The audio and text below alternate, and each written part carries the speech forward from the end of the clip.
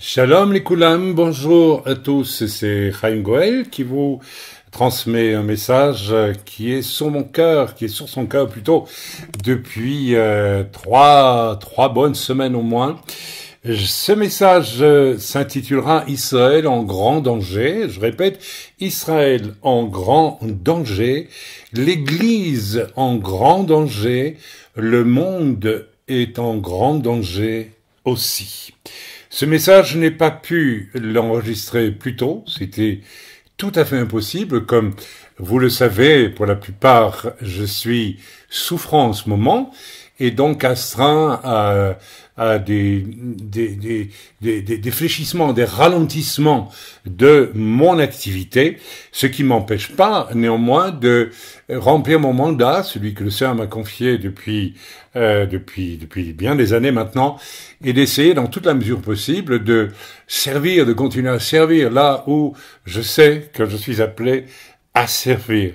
Je n'ai donc pas pu le faire plus tôt du fait de ce ralentissement dû à la maladie, du fait que j'étais en déplacement constant depuis 3 semaines ou à peu près constant, et que j'ai essayé à plusieurs reprises de donner ce message parce qu'il est important, il est très très important, il a un caractère à peine prophétique dans la mesure où pour moi il est une évidence, il relève de l'évidence bien plus que de l'annonce prophétique de quelque chose, mais il a évidemment un caractère éminemment prophétique parce qu'il s'inscrit, ce message, dans la dynamique de toute la parole prophétique qui convient à ce temps où il nous est dit que Israël va être attaqué, où il nous est parlé, n'est-ce pas, de toute une série d'événements.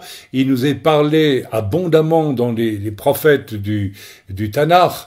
Il nous est parlé, n'est-ce pas, de toutes les péripéties qui vont culminer avec le retour de Yeshua en gloire, et nous dit l'Écriture, ceux de la maison de David et ceux de diverses maisons qui seront à Jérusalem, le voyant les mains percées, les pieds percés, le côté percé, reconnaîtront qu'il est le Messie.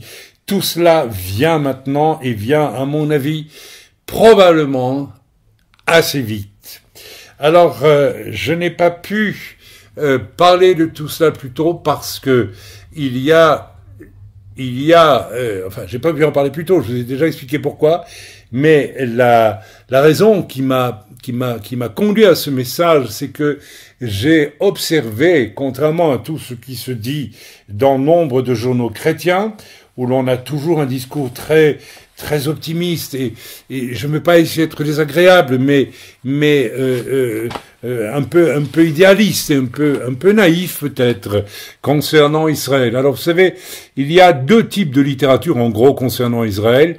Il y a une littérature pro-Israël qui est souvent qui est juste, qui dit des choses exactes, qui parle des beaux côtés d'Israël et de sa dynamique, et etc., des bonnes choses qu'Israël produit. Et Israël produit beaucoup de bonnes choses, mais qui n'aborde jamais, je dirais, les nuages gris, n'est-ce pas, de notre société israélienne, et qui mériterait quand même d'être observé, non pas pour critiquer Israël, mais pour que notre attention soit en éveil.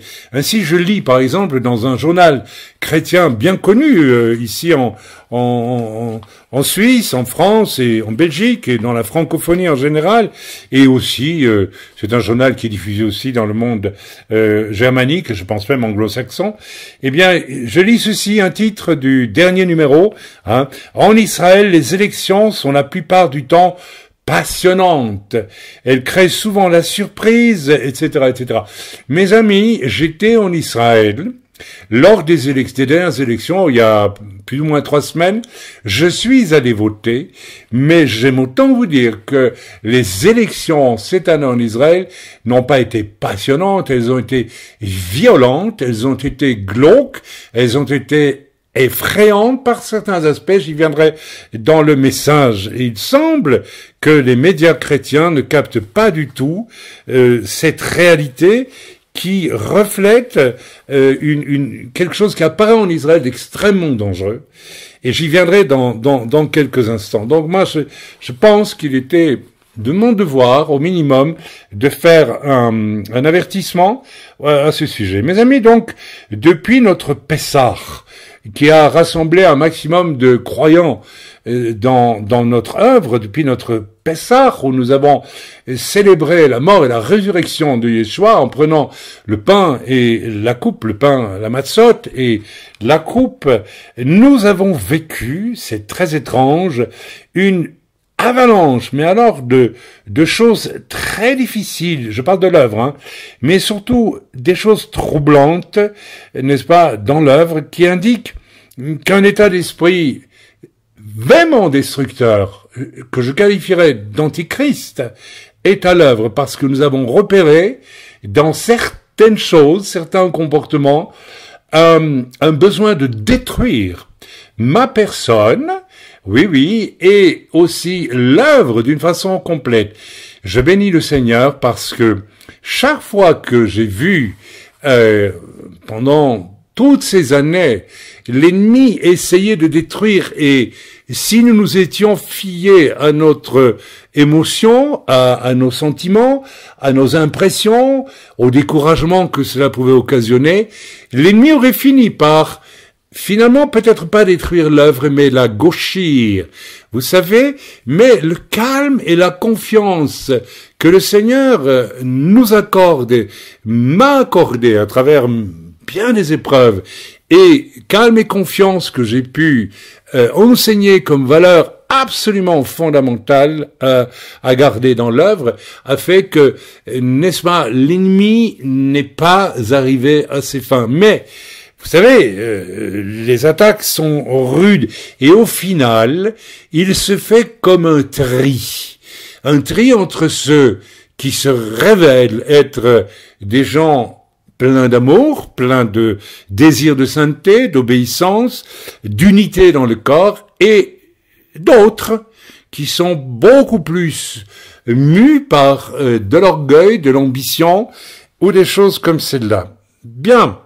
Alors, je n'ai pas pu non plus, je vous l'ai déjà dit, relâcher ce message plus tôt du fait de ma maladie, et nous avons aussi enregistré de la part d'une jeune personne très engagée dans l'œuvre à laquelle elle appartient, une œuvre, n'est-ce pas, amie que nous connaissons, eh bien, non pas en Israël, mais en Europe, et cette personne nous a lancé un appel au secours, car, dit-elle, je me sens en danger, et nous avons reçu au cœur de notre œuvre en priant. C'est une œuvre sobre, ce n'est pas une œuvre qui va vers les excès charismatiques tels qu'on en voit en tant de lieux. C'est une œuvre sobre, c'est une œuvre honnête, et qui a, comme partout probablement, ses petits défauts cachés, hein, comme nous en avons aussi nous. Il n'est nul serviteur qui peut prétendre à la perfection. Celui-là est un insensé s'il le fait. Et mais cette personne m'a lancé un appel au secours parce que, me dit-elle, nous avons clairement reçu que des forces démoniaques ont été activées de façon à la hausse, de façon brutale et particulière, pour la mort de notre serviteur et pour sa destruction et la destruction de toute l'œuvre. Mes amis, je me demande par moments, je me demande même plus parce que cela a été clairement reçu par beaucoup, si la maladie que je traverse en ce moment ne provient pas du même genre, disons, de combat, n'est-ce pas? Plusieurs dans l'œuvre, en priant, ont reçu qu'effectivement j'étais, eh bien oui, ciblé par toutes sortes d'ennemis de Dieu qui voulaient ma destruction. Je suis convaincu, n'est-ce pas, que cet état de fait concerne pas mal de serviteurs de Dieu et d'œuvres qui essayent de vivre pour l'essentiel. Vous savez, l'essentiel, je vais vous le dire, moi, le Seigneur m'a montré de resserrer les rangs de mes préoccupations, de les vraiment resserrer au maximum depuis pas mal de temps maintenant, dans un seul but, le salut des âmes. Juifs, non juifs, Patagonais ou tout ce que vous voulez, Esquimaux, Belges, Français, Anglais, Américains, que sais-je d'autre, n'est-ce pas, les âmes à sauver. Parce que les temps sont archi courts et je suis toujours étonné de voir à quoi le monde chrétien, et pas ici en Europe notamment, passe son temps. Amen. Je pense que toute église digne de ce nom, tout ministère digne de ce nom, qu'il soit d'apôtre, qu'il soit prophète, qu'il soit évangéliste, qu'il soit pasteur, qu'il soit docteur, qu'il soit tout ce que vous voulez, ancien, ou bien diacre, diaconesse, membre d'église, je crois que notre priorité des priorités devrait être à tous le salut des âmes, l'annonce de Christ crucifié et ressuscité pour la gloire de Dieu et pour notre salut. Les dernières semaines, mes amis, des faits des fruits, nous avons observé quelque chose d'étonnant en plus, en même temps que l'ennemi se déchaîne, parce que je crois que nous sommes arrivés dans une phase où, n'est-ce pas, il y a un rehaussement très net, très actif des puissants des ténèbres qui dominent ce monde, de manière à essayer de détruire, s'opposer plus que jamais à Israël, et en essayant de préparer sa destruction, à l'Église en essayant de préparer sa destruction, et au monde, bien sûr, pour l'emmener dans, si possible, une complicité pour attaquer, détruire Israël et l'Église. Bien, et finalement, emmener le monde en enfer, là où, n'est-ce pas, il va descendre s'il ne vient pas à la connaissance du merveilleux salut en Yeshua Mashiach, en Jésus le Christ. Mes amis, nous avons donc vécu ces dernières semaines des fruits qui sont absolument merveilleux et qui se renforcent dans l'œuvre. Je vois des gens qui sont éloignés, qui sont venus au Seigneur à travers de nos messages, à travers de ce que nous relâchons sur YouTube aussi, et n'est-ce pas, des personnes que nous rencontrons, pour certaines seulement une fois par mois, lors d'une rencontre mensuelle. Eh bien, nous voyons des âmes venues au Seigneur qui se renforcent toujours plus, des âmes qui sont peu enseignées, mais qui, malgré tout, boivent et consomment tout ce qu'elles peuvent de bon au contact, notamment de nos messages, et peut-être d'autres bonnes sources aussi. Je dis peut-être parce que j'ai toujours une crainte, étant donné tout ce qui circule maintenant et qui est nettement corrompu. Je veux en profiter pour vous dire, faites attention, faisons attention, n'est-ce pas, tout ce qui est sur YouTube, n'est-ce pas, et qui enseigne ne se fait pas dans un cadre biblique. Je rappelle ici que les 5 ministères doivent sortir de l'Église et doivent être reconnus par le corps du Messie, par l'Église, pour pouvoir avoir le droit de prêcher, enseigner, prophétiser, tout ce que vous voulez. Amen. Or, nous assistons à une efflorescence de sites de toutes sortes qui enseignent, et qui quelquefois sont générés, mus par des personnes qui se veulent anonymes, inconnus. Alors, vous savez, moi je vous dis tout de suite, même si les apparences sont bonnes, à partir du moment où des gens commencent à se dissimuler pour relâcher des enseignements, je suis quasiment certain qu'il y a là un piège et qu'à un moment donné ou à un autre, de manière subtile, on vous emmènera là où vous ne devez pas aller. Alors, faites attention, et puis c'est à vous d'être vigilants. J'ai prévenu, que chacun fasse ce qu'il veut ensuite. Soyez sobres, mes amis. Si vous connaissez vos serviteurs, si c'est avéré que ces gens ont apporté de bonnes choses dans vos vies, restez-leur fidèles. Soyez prudents. Si vous avez acheté une bonne moto, ne passez pas votre temps, et vous êtes sûr de la mécanique que vous avez achetée, ne passez pas votre temps à essayer toutes les motos que vous croisez sur la route, parce que vous ne savez pas dans quel état elles sont, et elles risquent de vous emmener à la mort. Amen. Voilà, donc le sentiment net et prophétique donc que je ressens depuis plusieurs semaines, c'est que les forces du mal sont sur cette planète, viennent, on va pas rentrer dans les détails, ni parler ni des francs-maçons, ni des Illuminati, ni des satanistes, ni de tout ce que vous voulez. Il y a une pléthore de forces du mal à l'œuvre aujourd'hui, ne serait-ce qu'à travers tout ce que l'on peut voir, n'est-ce pas, à travers ce qu'on essaie d'imposer dans l'enseignement, à travers, n'est-ce pas, les nouvelles doctrines mondaines, absolument affolante qui, n'est-ce pas, sont en train de vouloir transformer ces sociétés en éliminant toutes les valeurs bibliques de couple, de sainteté, de dignité même, de famille, enfin bref, de tout ce que vous voulez. Je ne vais pas faire ici l'énoncé. Il y a donc une alliance extrêmement forte. Il y a je le ressens, un état-major de toutes ces puissances des ténèbres qui a choisi de mener une attaque massive contre Israël, l'Église et les véritables croyants aujourd'hui.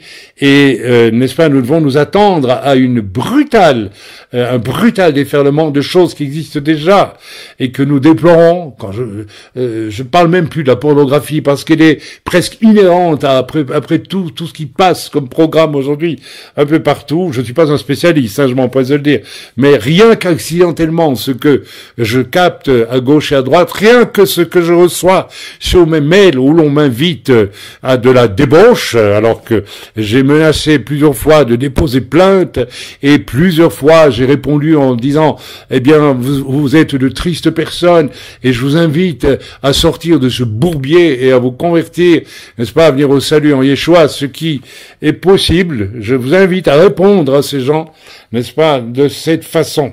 Bien, il y a donc un déferlement de puissance des ténèbres aujourd'hui pour, n'est-ce pas, exciter, n'est-ce pas, la gloire de Satan contre Dieu et son Église et Israël. Bon, je vais vous dire une chose que l'on a dit 100 fois, n'est-ce pas, il y a quelque chose qui se prépare d'extrêmement fort, d'extrêmement violent, d'extrêmement mauvais sur cette terre, parce que bien sûr, le diable sait que nous arrivons à la fin et que Yeshua revient bientôt. Bien. Mes amis, j'aimerais à présent venir au cœur du message concernant Israël, message qui concerne Israël, mais qui, tout de suite, vous allez vous rendre compte, concerne aussi l'Église. Le danger que court Israël est terrible en ce moment. Il y a une histoire véritable, il y a un rapport plutôt qui apparaît dans la guerre des Juifs de Flavius Joseph, où Flavius Joseph, je n'ai pas mes livres ici malheureusement, et ils sont ailleurs, et je ne peux donc pas vous lire d'extrait, mais allez-y, lisez cela, la guerre des Juifs de Flavius Joseph, c'est une brique, mais enfin bon, essayez quand même de lire cela avec d'autres choses et intéressantes de Flavius Joseph d'ailleurs, et il dit, Flavius Joseph, que lorsque Titus et les armées romaines sont venus encercler Jérusalem, monter les machines de guerre qui allaient leur permettre de rentrer dans la ville après l'avoir assaillie, eh bien, sur les murailles de Jérusalem, il y avait, si j'ai bon souvenir, 2 partis qui se disputaient, mais à mort, n'est-ce pas, concernant le fait de diriger la ville, n'est-ce pas, en face de cette agression des Romains. Je n'ai plus tous les détails en tête, mais retenez simplement qu'il y avait une dispute sur les murailles même, n'est-ce pas, de 2 clans, n'est-ce pas, israélites, n'est-ce pas, alors qu'il aurait fallu être unis face à cette agression romaine. Les commentaires rabbiniques, plusieurs commentaires rabbiniques pleins de bon sens, à mon avis, disent que la brèche morale et politique et était surtout une brèche spirituelle, et que c'est cette brèche spirituelle par les conflits, par les disputes, par la haine, par le désir de suprématie d'un clan sur l'autre clan, qui ont ouvert la porte, la brèche spirituelle, qui a finalement permis aux Romains d'entrer dans la ville de Jérusalem et de détruire absolument toute la ville jusqu'à son cœur. Et retenez, ça c'est important, n'est-ce pas, le Titus avait demandé qu'on ne touche pas au temple. Eh bien non, malgré cela, je pense que c'est Flavius Joseph qui le rapporte, un soldat romain, dans la folie du massacre et de la bataille de ces moments, n'est-ce pas, a jeté une torche, et, n'est-ce pas, une torche qui a embrasé des tentures énormes, et puis finalement le bois, et finalement tout le temple a brûlé. Donc, c'est jusqu'au son cœur spirituel que le temple a été détruit. Mes amis, il y a là une leçon, mais extrêmement importante, parce que je ressens qu'est relâché aujourd'hui, dans l'Église elle-même, un esprit de dispute, un esprit de rivalité, un esprit n'est-ce pas, soutenu aussi par des forces démoniaques qui corrompent toujours plus avant des pans entiers de l'Église qui n'a plus de nom que le nom Église sans plus être l'Église. Et mes amis, je vous donnerai un conseil.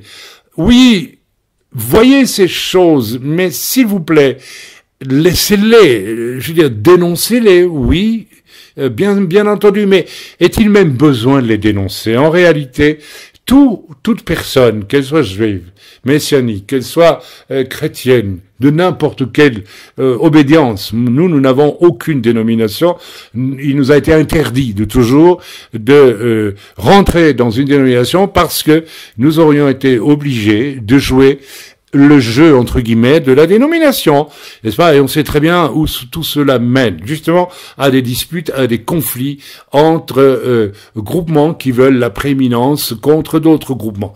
Je n'ai jamais accepté, le Seigneur m'a interdit, n'est-ce pas, il y a déjà presque 40 ans, 37 ans maintenant, de rentrer dans ce genre de rapport au sein de l'Église.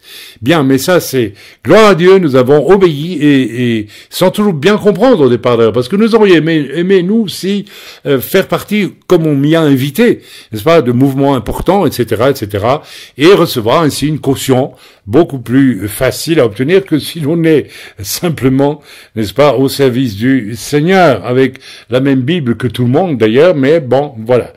Voilà, donc, mes amis, juste avant de venir en Europe, je suis allé voter comme citoyen israélien, donc il y a un peu plus de 3 semaines, et le Seigneur m'a fait réfléchir sur le climat ultra violent que j'ai observé en Israël autour de ces élections. Ces élections, contrairement à ce que dit ce journal chrétien, n'ont pas été du tout passionnantes. Elles ont été troublantes et inquiétantes parce qu'elles ont révélé un feu de dispute, un feu de radicalisation des points de vue à plusieurs égards. N'est-ce pas? Si vous avez suivi d'un peu près le quotidien, n'est-ce pas, de tout ce qui a précédé les élections, vous avez vérifié, quelles que soient les possibles erreurs ou fautes de Benyamin Netanyahou, n'est-ce pas? Rien n'est encore prouvé, rien n'est avéré, n'est-ce pas? Mais vous avez suivi, n'est-ce pas, cette espèce de guerre anti-Netanyahou menée par un nombre important, n'est-ce pas, sous prétexte qu'il serait corrompu, ce qui n'est nullement prouvé. Alors, je ne veux pas entrer dans la discussion, a-t-il ou pas fait l'une ou l'autre chose qu'il ne veut pas faire. Ce qui m'a frappé, c'est l'acharnement, la violence, l'opportunisme de bien des gens qui en ont peut-être tout autant sur les ongles d'ailleurs, et certainement, n'est-ce pas, à vouloir s'acharner pour faire descendre, tomber de sa place, n'est-ce pas, une personne qu'on l'aime ou qu'on ne l'aime pas, la question n'est pas là. Moi, personnellement, je n'ai ni mauvais, j'ai plutôt de bons sentiments pour lui. C'est une autorité dans mon pays, et je le bénis, et je lui ai écrit quelquefois, une fois en tout cas, et il m'a répondu, enfin, si pas lui, son bureau, mais j'ai vu beaucoup de respect, alors voilà, quand on vient me dire que Netanyahou, etc., et ceci ou et cela, moi, je ne dis rien d'autre que ce que je vois. Je vois un homme qui a redressé économiquement notre pays. Je vois un homme qui a pris des décisions difficiles à prendre quand il le fallait, et qui a obtenu les suffrages de tout Israël depuis je ne sais combien de mandats maintenant. Alors, respectons quand même le savoir-faire d'autrui. Il n'est pas parfait, la preuve c'est qu'il est mortel, hein. Mais il est un homme choisi par Dieu pour diriger notre pays. Alors quand j'ai vu cette terrible, comment vais-je dire, violente montée à l'assaut pour essayer de le détruire, pour essayer de le faire partir. Vous savez, rien qu'en vous le disant, je pense simplement à ce passage d'Écriture où il nous est dit que, n'est-ce pas, Satan est monté à l'assaut du trône de Dieu pour essayer de prendre sa place. Mes amis, ce sont ces forces-là qui expliquent l'incroyable déferlement de choses difficiles, malsaines, violentes, qui ont accompagné la préparation de ces élections. Alors, mes amis, il faut absolument que nous fassions attention, parce que tout cela m'a fait réfléchir sur le climat ultra violent et pas du tout passionnant, comme le dit ce journal chrétien, n'est-ce pas, de ces élections en Israël. Cette violence, ce radicalisme, n'est-ce pas, a permis à cristalliser aussi, est un peu comme l'étincelle qui nous fait voir des ténèbres et autour desquelles il y a 1000 petites explosions de ténèbres. Parce qu'en effet, n'est-ce pas, je donne un exemple, tout le monde a suivi la chose, n'est-ce pas, Avigdor Lieberman, qui aurait dû normalement s'allier à Netanyahou afin que Netanyahou puisse construire un gouvernement, eh bien, je crois que tout le monde en Israël se demande encore pour quelles raisons fondamentales, foncières, il a refusé d'accorder les 5 sièges qu'il avait obtenus avec les élections, n'est-ce pas, pour faire constituer avec Bibi Netanyahu un gouvernement. Eh bien, moi je pense que fondamentalement, on peut aligner toutes sortes de raisons, mais la raison fondamentale est une espèce de colère, une espèce de haine, une espèce de désir d'empêcher l'autre de fonctionner. Il y a probablement une espèce de jalousie, de l'ambition très forte et un désir très orgueilleux de paraître. Lieberman n'a pas brillé dans le dernier gouvernement et je pense qu'il a voulu briller, n'est-ce pas, par la négativité. C'est un aspect, mais il y en a plein d'autres. Vous savez, lorsque j'entends Yair Lapid, je dis son nom, je le dis ouvertement, n'est-ce pas, qui, lorsque, n'est-ce pas, le Likoud, Netanyahou, a gagné de très peu aux élections, eh bien, Yair Lapid promettre une guerre à outrance. Et vous savez, guerre à outrance si Netanyahou organise un gouvernement, mais une guerre avec des mots dans le genre on ne laissera pas à ce Premier ministre une heure de tranquillité, on va faire tout pour le détruire, et détruire sa politique, détruire sa personne.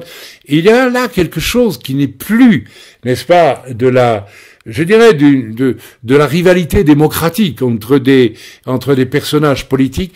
On est là dans le niveau de la haine, on est là dans le niveau de la confrontation violente, extrêmement dangereuse. On n'est pas loin de l'effusion de sang, mes amis, avec des choses comme celle-là. Alors, ces élections, n'est-ce pas, m'ont fait voir aussi qu'il y a une radicalisation des camps en Israël. Vous avez les ultra-religieux, ultra-orthodoxes qui se radicalisent progressivement et toujours plus à Jérusalem. Il faut le dire, personne n'en parle, mais écoutez, nous habitons Jérusalem et nous voyons ce qui se passe. Nous voyons que les quartiers entiers de Jérusalem sont, on va le dire, colonisés par d'immenses communautés. Alors imaginez-vous vivre en tant que laïc ou non orthodoxe, et a fortiori en tant que croyant en Yeshua, dans un quartier où vous croisez sur des kilomètres et des kilomètres carrés des milliers et des milliers d'hommes tous habillés en noir, de femmes toutes habillées de la même façon, et qui tentent de bloquer les rues à Shabbat alors que c'est illégal, et qui, n'est-ce pas, tentent d'imposer dans les bus de la ville, alors que c'est illégal, que les femmes soient obligées de s'asseoir au fond du bus en laissant le bus, la partie avant du bus libre pour les hommes. Et si une femme tente de s'asseoir le plus légalement du monde, n'est-ce pas, parmi les hommes, parce que elle estime qu'elle est plus proche de la porte de sortie, par exemple, qui se trouve au milieu du bus, elle va se trouver presque commandée de force à quitter la place avec menace physique, s'il vous plaît. C'est quelque chose de fort. Vous allez à Mea Shearim aujourd'hui, vous avez des trottoirs pour hommes, des trottoirs pour femmes, et vous assistez à l'apparition de femmes ultra-orthodoxes habillées tout en noir, comme la burqa des extrémistes musulmans. Il y a donc une radicalisation progressive. J'ai entendu un politique israélien, religieux, dire récemment, il faut de toute façon que nous allions vers une suppression des lois démocratiques d'Israël pour les remplacer juste par, n'est-ce pas, les lois de la Torah. Donc, il y a une poussée aujourd'hui, n'est-ce pas, de désir de pouvoir de la part des ultra-orthodoxes en Israël. Ils le font, je dirais, entre guillemets, de bonne foi, parce que c'est évident que pour eux, un Sanhédrin pourrait remplacer le gouvernement d'Israël d'aujourd'hui et gérer absolument tout. Ce qui signifierait que pour une grande partie d'Israël qui n'est pas ultra-orthodoxe, eh bien, il devrait vivre une véritable persécution. Voilà, quand nous avons cette chose qui apparaît un peu partout en Israël, et nous voyons qu'il n'existe que pour le camp, n'est-ce pas, le camp laïque, qu'une possibilité, c'est, eh bien, il faut, n'est-ce pas, soit, eh bien, s'adapter et déménager. Nous avons de la parenté en Israël qui avait acheté un appartement dans un quartier normalement habité de juifs orthodoxes, mais aussi de beaucoup de laïcs ou de juifs massortis ou bien libéraux, etc., et qui vivaient paisiblement dans leur quartier où on pouvait croiser l'un ou l'autre sans que ça crée de mal-être, de malaise. Eh bien, ces personnes de la famille d'un de mes fils, n'est-ce pas, qui sont laïcs, qui pratiquent un Shabbat simple, mais qui sont mal à l'aise avec le monde ultra-orthodoxe pour diverses raisons, eh bien, ont décidé récemment de vendre l'appartement qu'ils avaient acheté il y a plus de 30 ans maintenant, parce que ils ressentent une pression, un malaise, on les regarde comme des non-orthodoxes, parce que tout le quartier est habité maintenant, a été racheté, et de plus en plus contrôlé par des juifs ultra-orthodoxes qui vous font sentir, nous le sentons nous-mêmes à Jérusalem.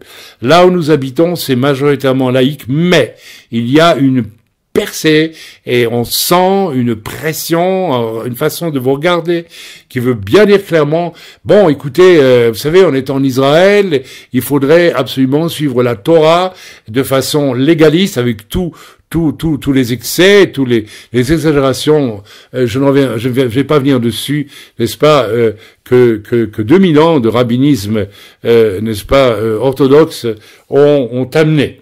Amen. Tout cela n'existait pas, mes amis, à ce point, il y a encore 10 ans, et quelque chose qui, n'est-ce pas, ressemble aux disputes sur les murailles en 70, qui est en train d'apparaître. Il apparaît un radicalisme de désir de pouvoir d'une communauté sur l'autre, les orthodoxes sur les laïcs.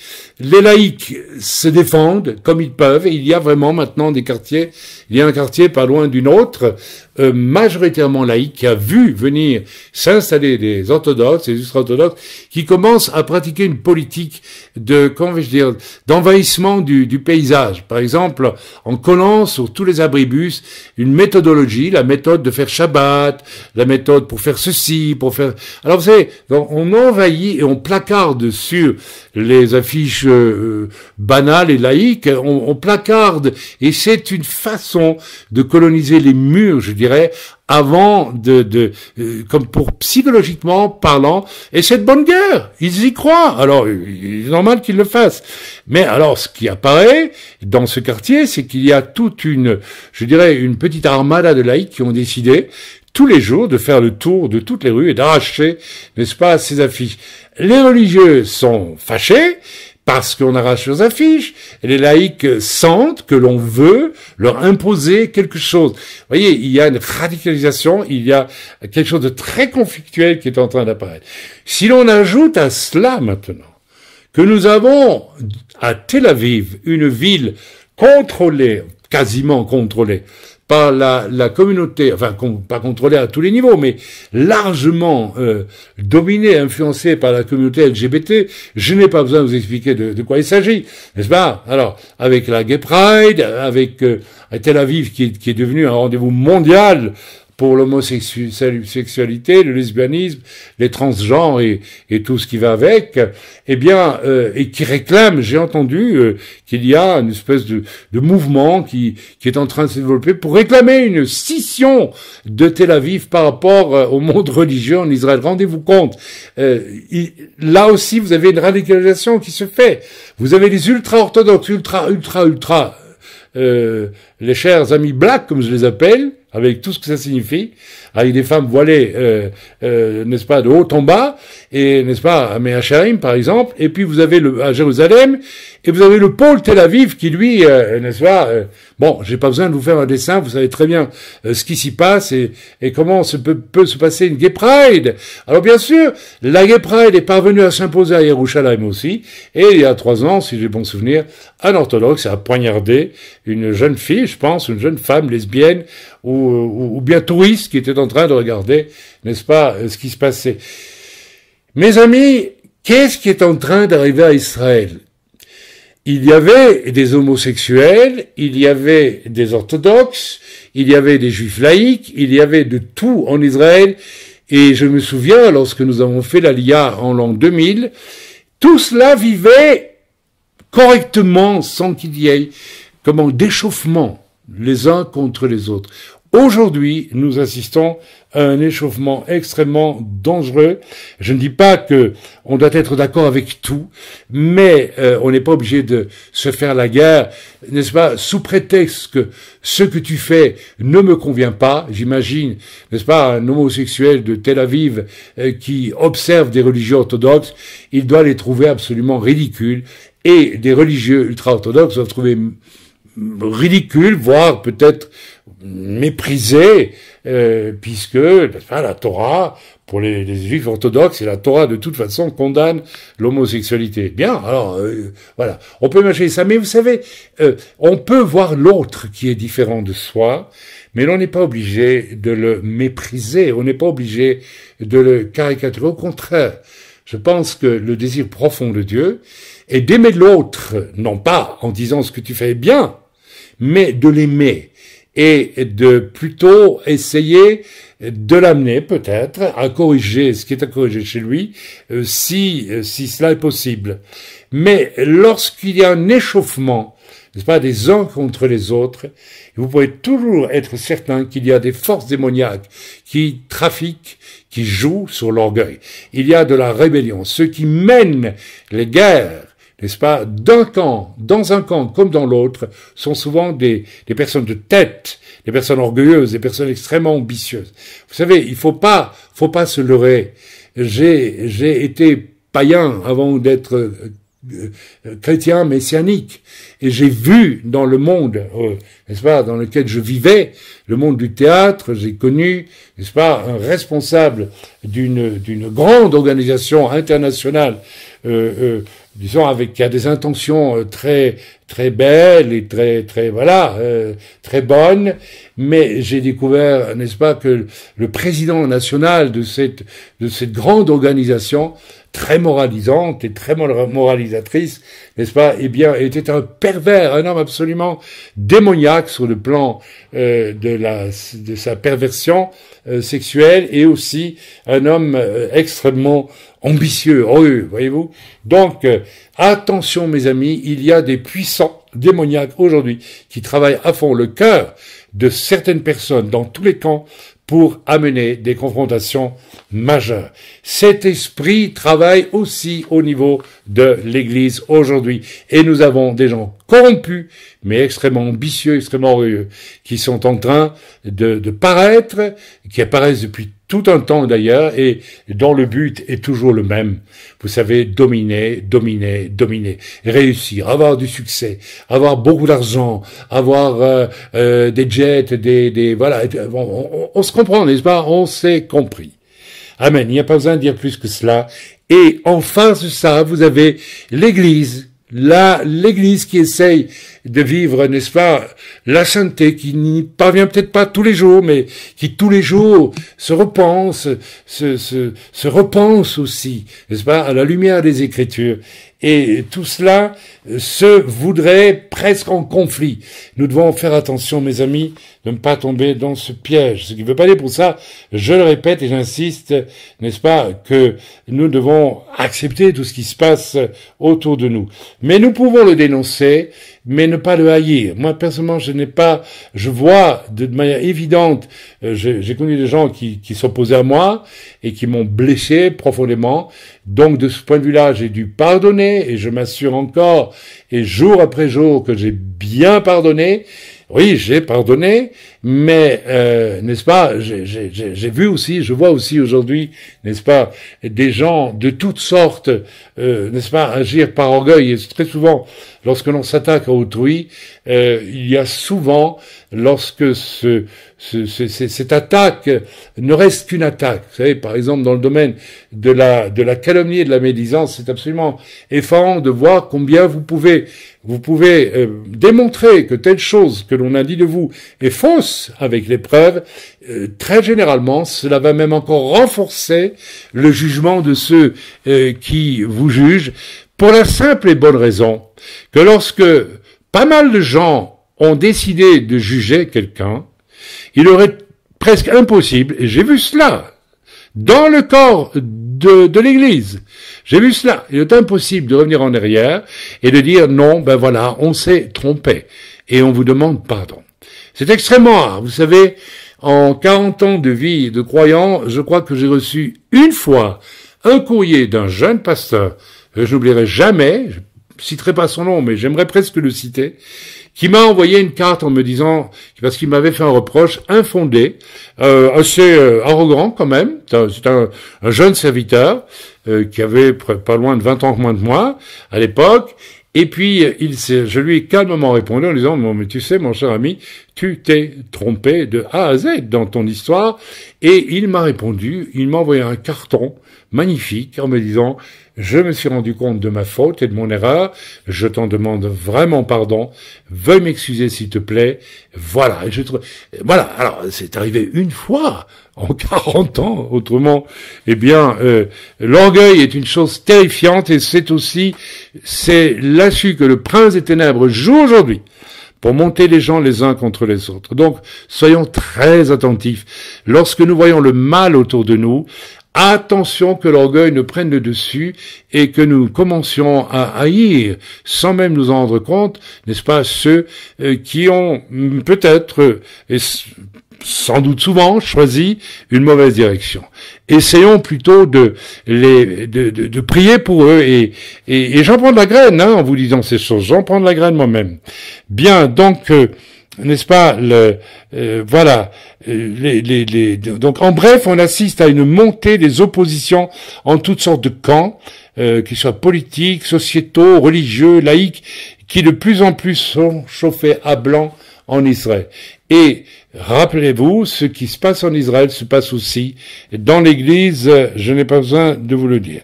Ok, les journaux chrétiens, je vous l'ai déjà dit, ne perçoivent apparemment rien de tout cela, car ils sont enfermés dans une vision idéaliste et rêveuse concernant Israël. Récemment, on m'a proposé un serviteur de Dieu qui voulait éditer un travail sur le sionisme chrétien dans 2 ou 3 pays d'Europe, m'a demandé mon avis sur un travail qui avait été présenté et j'ai été frappé par 2 choses.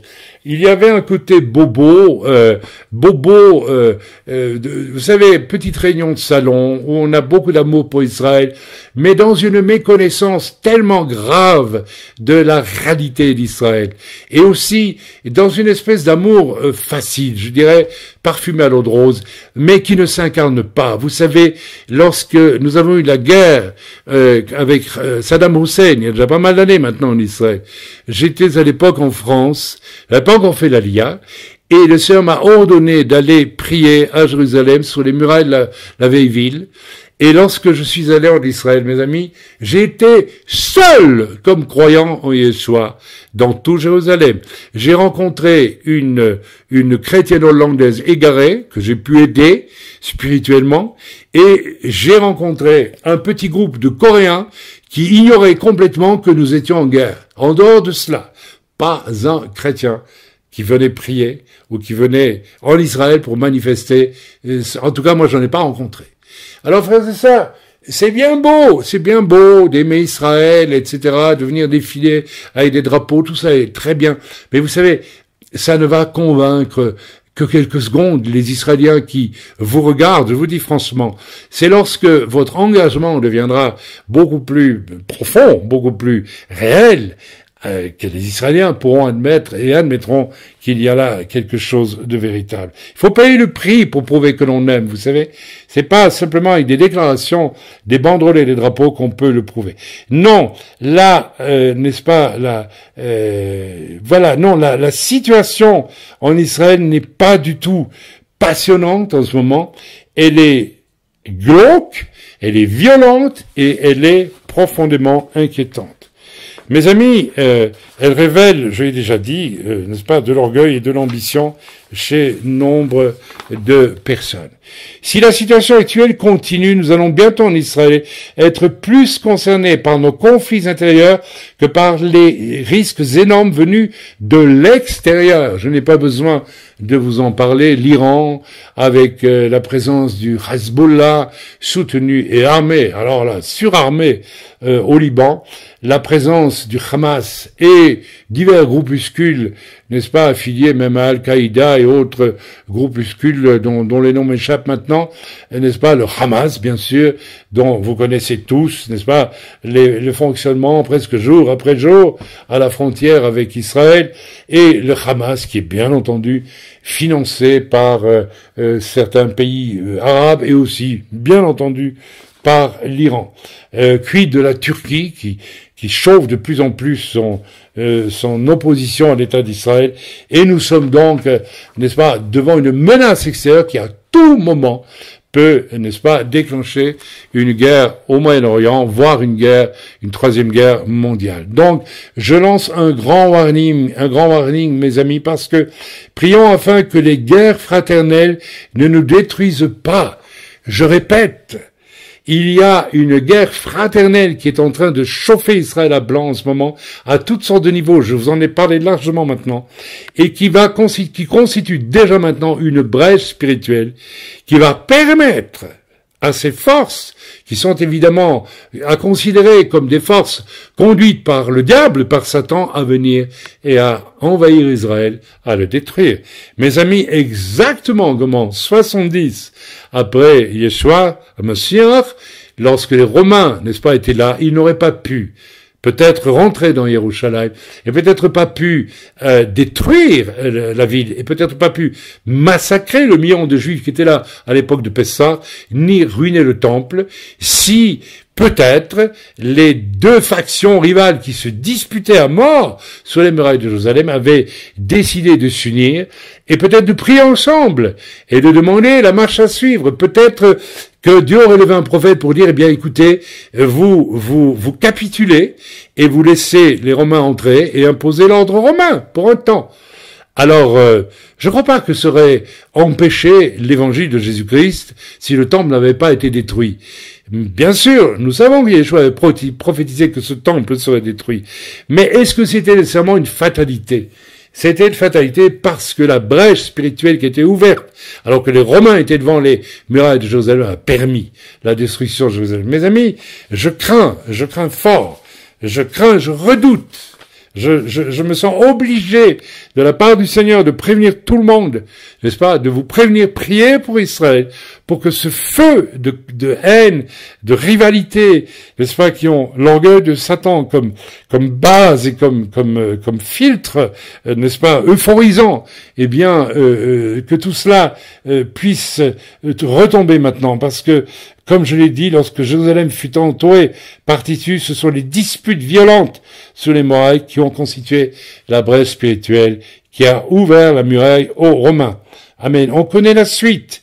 Je l'ai déjà dit, tout jusqu'au cœur spirituel de la ville. Savoir, le temple a été ruiné et les Israélites, ils étaient 1 million dans la ville. N'est-ce pas? Massacrés ou emmenés en esclavage. Mes amis, il y a un parallèle à faire pour l'Église. Il y a un parallèle à faire pour l'Église. Je crains que d'ici au retour du Seigneur, étant donné ce qui se passe dans l'Église aujourd'hui, un nombre important de chrétiens tièdes ou compromis ou corrompus ne soient massacrés dans les temps difficiles qui viennent. Et je crains aussi que, eh bien, n'est-ce pas, il ne reste qu'une poignée d'individus finalement qui iront à la rencontre du Seigneur quand il apparaîtra. Les disputes, Les conflits entre juifs comme entre chrétiens sont une porte de malédiction qui ouvre la porte à Satan. Éloignez-vous des discussions vaines qui échauffent, mes amis. S'il vous plaît, lorsque je lis certains mails, je me dis, mais cette personne cherche juste, n'est-ce pas, à me montrer qu'elle sait quelque chose, que probablement je ne sais pas, bien sûr, c'est sous-entendu, et on devine tout de suite l'orgueil, mes amis, dans tant et tant de comportements. Éloignez-vous de ceux qui provoquent ces échauffements entre croyants. N'est-ce pas? Leur base, c'est l'orgueil, c'est l'ambition, etc., etc. Vous savez, ah là là, Seigneur, aide-nous dans ces temps, aide-nous. Aide-nous. Vous savez, il n'y a rien de plus terrible que de découvrir qu'un homme de Dieu auquel vous croyez, n'est-ce pas, se révèle être orgueilleux. Vous savez, l'orgueil, il se tapit dans tous nos cœurs et il peut se tapir dans le mien aussi. Et il faut que nous puissions véritablement faire très attention. En tout cas, oui, nous pouvons avoir de l'orgueil et c'est des restes d'orgueil en nous, mais c'est surtout, je pense, si nous devenons ce genre de personnes qui échauffent des querelles, qui cherchent à dominer autrui. Vous savez, j'ai traversé le corps de Christ pendant tant d'années, et qu'est-ce que j'ai rencontré? Moi, j'ai rencontré des hommes, comme je ne faisais partie d'aucune dénomination, sur ordre de Dieu, avec lesquels j'ai simplement souhaité établir des passerelles de communion fraternelle, voire de collaboration, reconnaissant pleinement le ministère des autres et n'ayant aucun désir, du fait de mon appartenance à une forteresse quelconque, de vouloir, n'est-ce pas, dominer, influencer, contrer les autres. Mais j'ai vu cela partout, mes amis. À cet état d'esprit qui a été le mien, eh bien, j'ai vu l'inverse. J'ai rencontré des hommes de Dieu forts d'eux-mêmes, forts de leur position dénominationnelle, qui me tendaient la carotte ou qui me frappaient avec le bâton par derrière, parce que ils ne pouvaient pas supporter que je n'appartienne pas à leur équipe, à leur travail. Pourquoi? Parce que tout simplement leur façon de fonctionner était basée sur l'orgueil, le désir de paraître, de réussir, d'être ceci ou d'être cela aux yeux des autres. Et c'est le début de la catastrophe dans toutes les relations, mes amis. Fondamentalement, je bénis le Seigneur, parce qu'il est probable que j'étais quelqu'un de très orgueilleux, moi aussi, eh bien, qu'il m'ait commandé, ordonné de n'accepter, de ne faire partie. Pourtant, on m'a fait des offres lorsque j'étais jeune croyant et dans le ministère. Le Seigneur m'a commandé de ne pas accepter ces offres et de rester à sa merci, en quelque sorte, et à sa disposition. Cela demande du courage, mais peut-être aussi, c'est une voie royale pour l'apprentissage de l'humilité et l'apprentissage de l'amour de l'autre qui est en face de soi. C'est tellement, tellement, tellement, tellement important. Et je bénis le Seigneur parce que, oui, je peux le dire, étant libre d'aimer, j'ai aimé. J'ai aussi eu des moments difficiles avec certains, je ne m'en cache pas, et j'ai dû pardonner, voire demander pardon, mais j'ai aimé, mes amis. Je pense que le message fondamental que le Seigneur a pour nous en tant que croyants, c'est aimez-vous les uns les autres comme je vous ai aimé, dit le Seigneur. Le Seigneur n'a jamais cherché à nous attirer dans sa religion. Il nous a dit, je suis le chemin de la vérité et de la vie. Eh bien, suivez-moi, allez sur ce chemin. Mes amis, fuyons à grandes enjambées et tout ce qui va alors, il y a peut-être un appel radical aujourd'hui. Sortez de vos boutiques et servez Dieu, mes amis. Sortez de vos boutiques et servez Dieu. Ou si vous restez dans vos maisons, examinez-vous dans vos maisons afin qu'en aucune façon vous ne soyez mus par ce désir de dire que vous êtes les meilleurs ou que vous devez contrôler une région parce que vous êtes là. C'est très fort cet esprit de moyenâgeux que j'ai rencontré partout. Je suis allé. Vous arrivez dans une ville, vous voyez des sans domicile fixe dont personne ne s'occupe dans la ville, vous cherchez à les évangéliser, crac, Vous n'avez pas le droit parce que, eh bien, il y avait une autre église avant vous qui était là, donc c'est elle qui a tous les droits. Alors qu'elle ne s'occupe pas d'évangéliser ces sans domicile fixe, soumis à la drogue, à la débauche, à la criminalité, qui sont malades du sida, etc. Et que vous allez vers eux, vous priez pour eux, ils sont guéris du sida, il y en a qui viennent au Seigneur, vous en réinsérez certains socialement, etc., etc. Mais non, vous n'aviez pas le droit parce que quoi? Eh bien, parce qu'il y a l'orgueil de ceux qui étaient là avant vous. Bien que vous l'ayez écrit en disant, nous ne prendrons aucune âme de vos églises, nous voulons simplement aller annoncer le magnifique évangile du salut à ceux qui en ont besoin dans la ville. Donc, mes amis, attention, le temps est peut-être venu. Aujourd'hui, je prends date avec ce que je vais vous dire. De sortir de tout ce qui est soutenu par l'orgueil, le besoin de dominer, ou l'orgueil de la condition de sa dénomination par rapport aux autres. Moi, finalement, vous savez, j'ai écrit sur ma lettre de nouvelles récemment cette chose, ni chrétien, ni juif messianique, mais simple homme brisé devant Dieu et rendu devant toi, Seigneur ô Éternel. Eh bien, je pense qu'il y avait là, je l'ai un peu modifié par la suite, parce que c'est un peu long, mais l'idée, elle est forte, et je pense que c'est une idée prophétique pour ce temps. Sortez de tout ce qui vous fortifie et vous rend, n'est-ce pas, vous rend prisonnier d'une forteresse. Sortez de vos forteresses et commencez à aimer votre prochain. Ayez le courage d'aimer, ayez le courage de l'humilité, ayez le courage de bénir et d'être en toute chose, n'est-ce pas, ouvert aux autres. Ne soyez pas étonnés, vous verrez que beaucoup vont vous rejeter à cause de cela. Ne supporteront pas votre message. Vous savez, il y a 1 an d'ici, 2 ans à peu près, j'étais à un mariage, on m'a invité d'officier, et n'est-ce pas, j'ai rencontré un pasteur d'une dénomination. Et n'est-ce pas, il est venu vers moi, il m'a questionné d'une manière un peu bizarre. Ça faisait très Mossad ou CIA, mais ou bien contre-espionnage, voilà, etc. Et puis je me disais, mais pourquoi il me pose toutes ces questions? Qui est-il cet homme? Il s'est pas présenté, bien sûr. Hein. Vous voyez, ça c'est les méthodes des gens, n'est-ce pas, qui appartiennent à une forteresse et qui vous voient venir vous sans arriver à vous classifier, à vous cataloguer dans une forteresse. Alors vous dérangez là. Oh là, vous dérangez. Et alors il me posait plein de questions. Il était là avec son épouse. Et puis à un moment donné, je lui ai dit, mais attends, mais vous êtes qui, monsieur, s'il vous plaît? Vous pouvez... Ah ben je suis le pasteur un tel, de tel, etc., etc. Il m'a dit, vous savez, c'est un peu dommage. Vous devriez essayer de construire plus de relations avec d'autres pasteurs dans la région. Et j'ai dit, mais il n'y a pas de problème. J'ai toujours été ouvert. J'attends que ça. Et je lui dis, écoutez, alors nous pouvons nous revoir, je suppose, et commencer une relation. Je vous garantis qu'à la seconde même, il a tourné le talon, il est parti. Donc, cet homme était un hypocrite qui voulait simplement ceci. Je ne vous supporte pas dans le fait que vous ne relevez d'aucune de nos bicoques dénominationnelles régionales, et vous me faites peur, vous me dérangez, donc je ne veux même pas de relation avec vous. Donc, il propose, et il me reproche de ne pas avoir assez de relations, alors que j'en ai, j'ai 1 ou 2 relations quand même, dans le contexte où je me trouvais à ce moment-là, il n'y a pas de souci.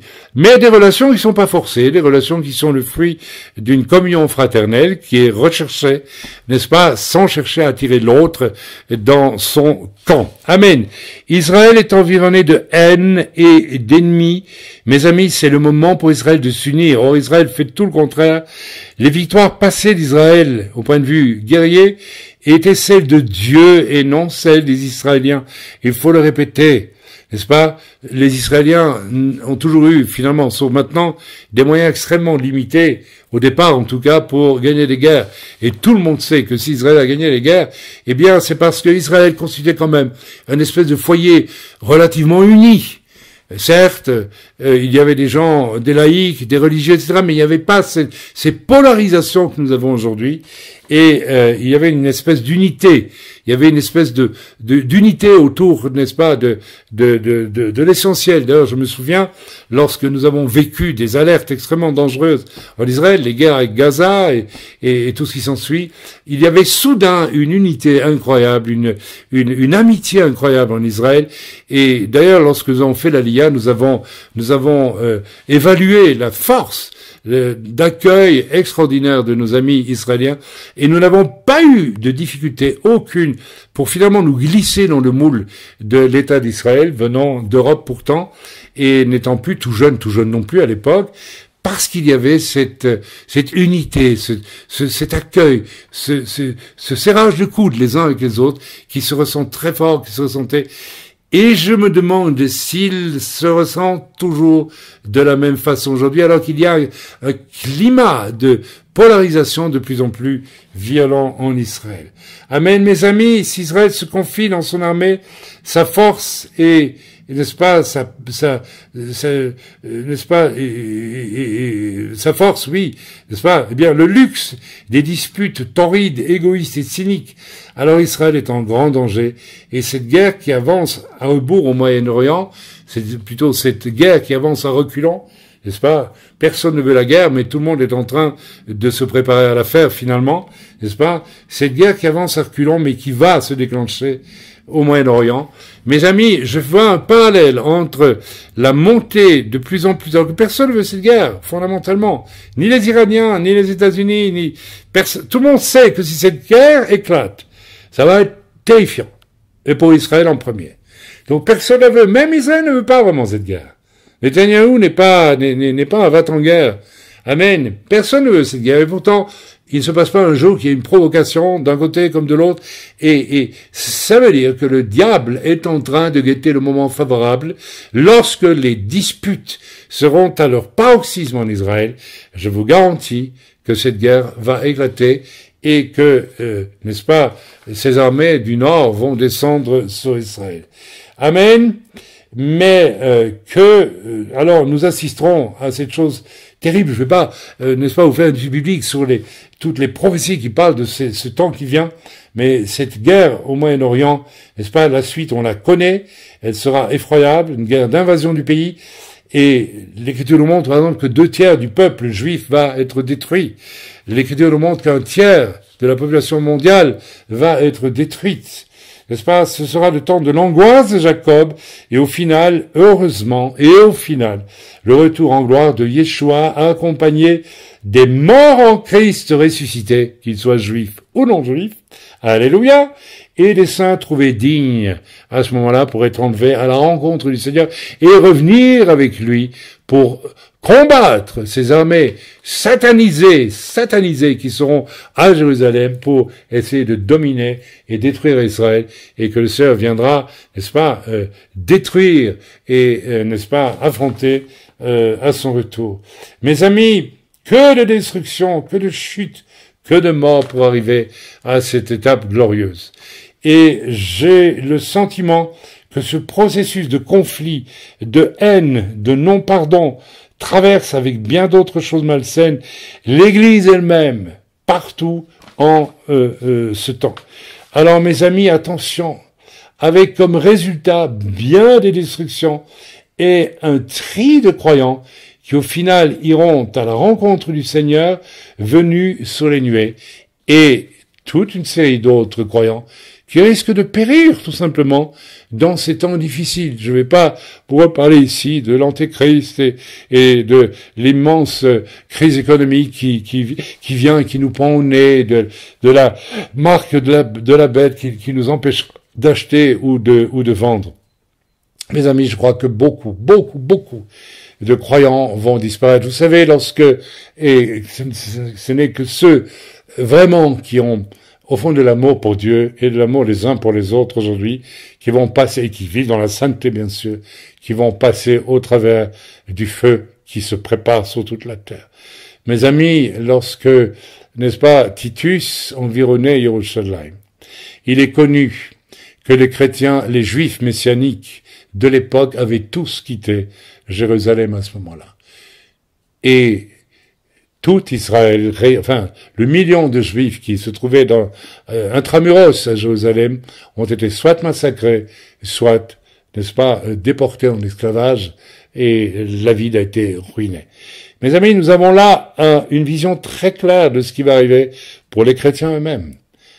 Amen. Si vous n'êtes pas de ceux qui peuvent bientôt aller à la rencontre du Seigneur, les morts en Christ nous précédant, assurez-vous, s'il vous plaît, que vos cœurs sont purs. Vous savez, nous venons de traverser dans l'œuvre des moments difficiles, avec des comportements chez certaines personnes absolument éprouvants, extrêmement éprouvants, antichristiques, des comportements, je parle de poignées de personnes, toutes petites poignées, n'est-ce pas, et qui démontraient un esprit d'ambition et d'orgueil extraordinairement fort. Ok, je ne vais pas entrer dans les détails. De ces personnes, j'étais 3, dans toute l'œuvre, eh bien, l'une a quand même reconnu, n'est-ce pas, vraiment son orgueil. Les 2 autres, je n'en suis pas sûr du tout. S'en rendre compte, parce qu'elles sont forcées d'admettre qu'il y a quelque chose qui ne va pas chez elles, mais je ne suis pas certain que le fond du cœur a été atteint. Mes amis, nous sommes dans un temps où nous allons être révélés, soit des gens qui aiment, qui pardonnent, et qui n'essaient ni de dominer, ni de contrôler autrui, ou bien nous faisons partie de l'autre camp. Eh bien, mes amis, ceux qui font partie de l'autre camp, n'est-ce pas, et qui fustigent tous ceux qui ne pensent pas comme eux, par exemple, eh bien, vous pouvez être certain qu'ils vont être détruits dans ce qui s'en vient, comme disent nos frères du Québec. Voilà, frères et sœurs, je vous salue dans le nom de Yeshua. Priez, s'il vous plaît.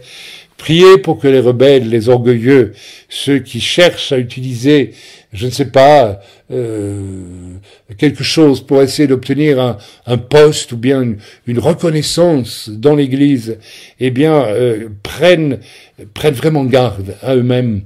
Priez aussi pour que, n'est-ce pas, soient gardés les cœurs simples et doux. Heureux les pauvres en esprit, dit l'Écriture, car ils verront Dieu. Je pense que c'est ce qui est écrit dans les Béatitudes, où ils verront le royaume des cieux. Ça doit être, ils verront Dieu. Relisez les Béatitudes, relisons les Béatitudes et posons-nous la question. Est-ce que nous faisons partie de cela? Je vais m'aller plus loin. Si vous êtes de cela, eh bien, il y a quelque chose dans les Béatitudes qui est dit aussi. Heureux serez-vous quand vous serez persécutés, car ainsi a-t-on fait aux prophètes avant vous. Heureux serez-vous parce que votre récompense sera grande dans les cieux.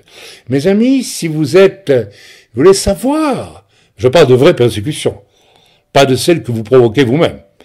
Mais si vous voulez savoir si vous êtes dans le bon camp, si j'ose m'exprimer ainsi, questionnez-vous sur vos persécutions. Vous savez, j'ai toujours été surpris de voir que les vrais hommes de Dieu que j'ai rencontrés ont été tous persécutés.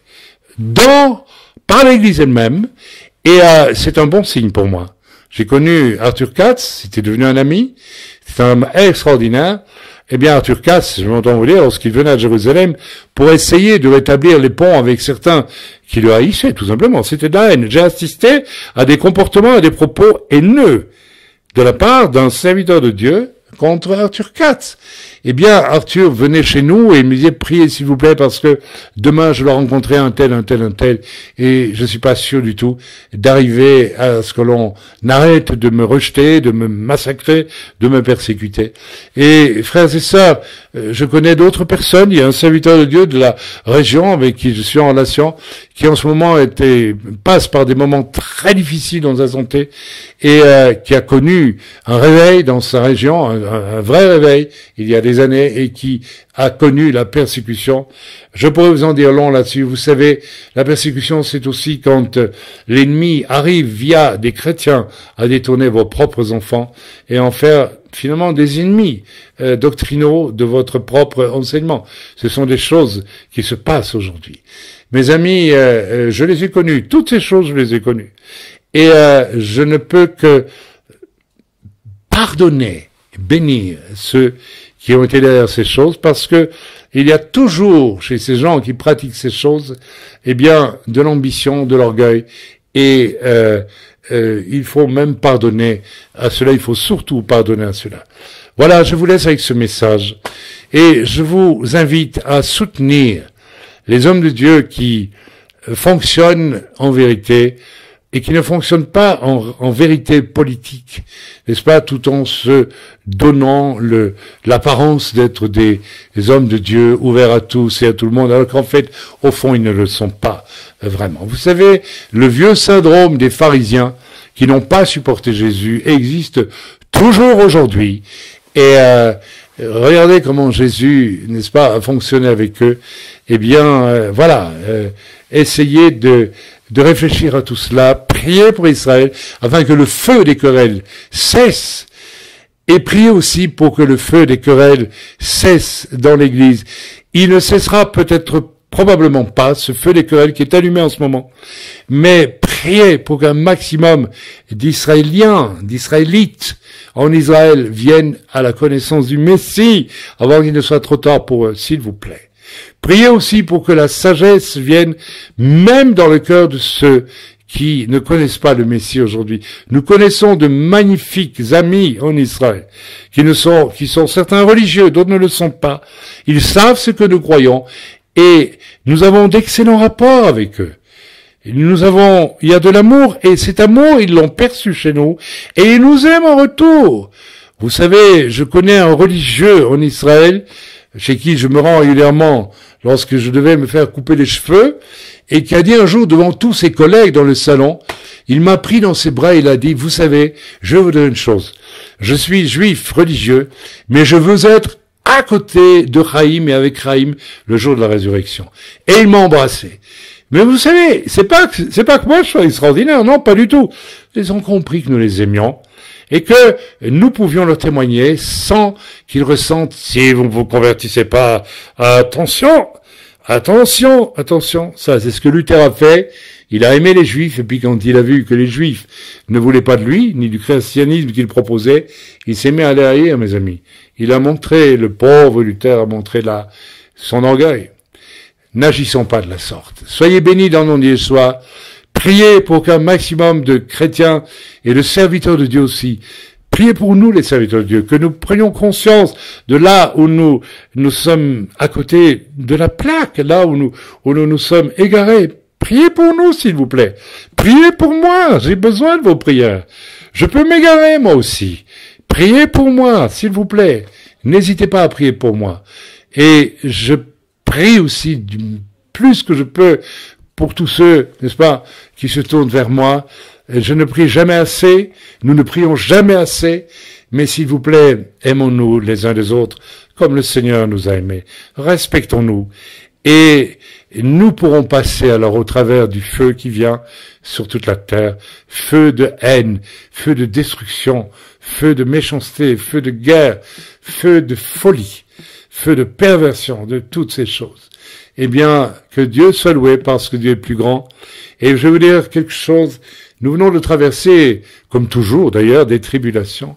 Et pour la première fois depuis longtemps, le Seigneur m'a dit, Chaim, regarde à ce qui tient dans l'œuvre que je t'ai confiée. Regarde à tous ceux qui viennent de venir au Seigneur et regarde comme ils se comportent malgré le mauvais témoignage de certains autour d'eux.